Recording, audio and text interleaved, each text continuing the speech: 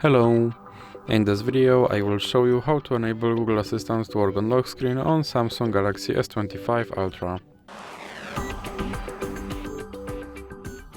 So you have to start by opening your Google application, then click on your avatar and now go to settings. Then click on Google Assistant and click on Hey Google and Voice Match, and then click here to enable Hey Google.